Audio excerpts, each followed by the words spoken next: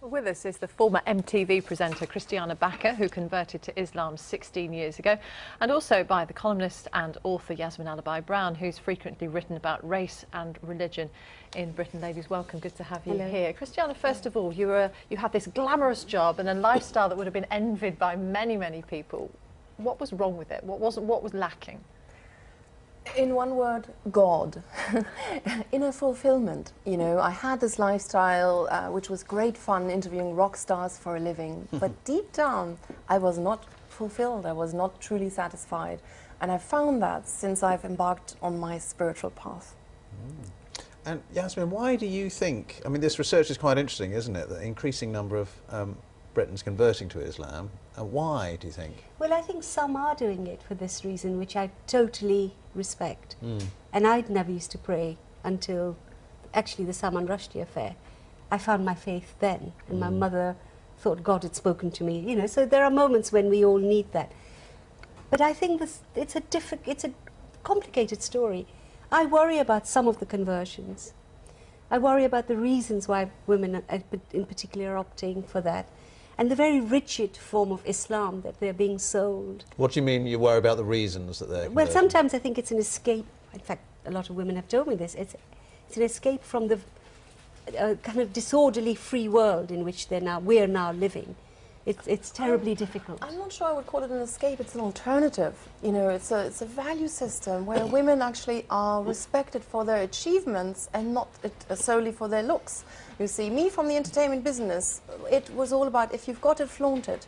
Nowadays, I don't have to do that anymore. I'm respected for what I do, you know, for my mind and for my achievements, not for my looks. I find that refreshing. So a lot of the women who email me, for example, say, it's all about rules.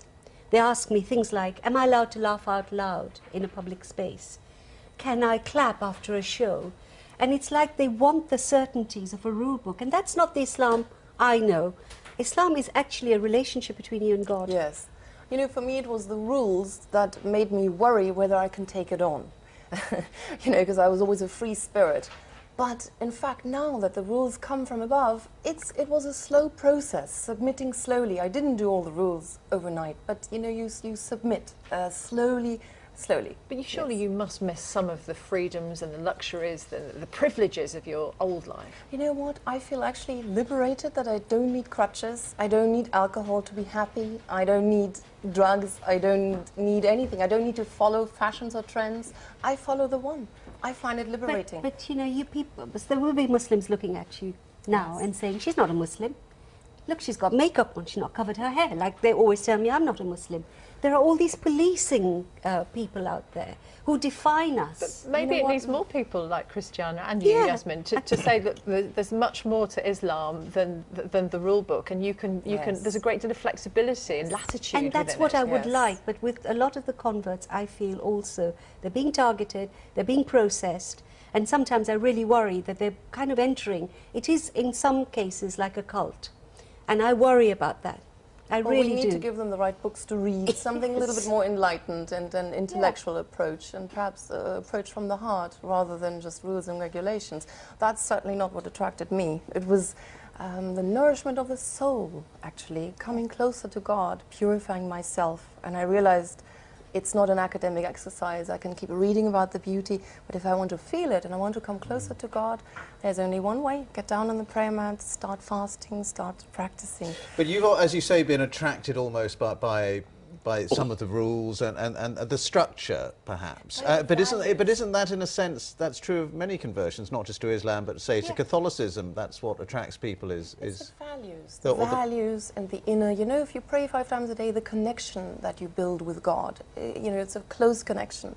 So it's a set of ethical and spiritual values that help you transform yourself and the world around you to serve the good.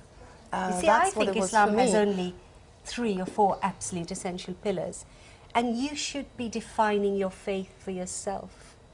And I don't like, I mean, I had a man email me today saying, I've just converted, white man, I can now chastise my wife, will the law interfere? Now look, this is not a good reason, to go and join a faith which men are writing to me saying only Muslim men can be real men because they can be domineering, and you know, all these other factors need to be considered. But is that because Islam's been misinterpreted? Yes. No, there is some That's your Islam view. as is practiced now, which is really of that kind.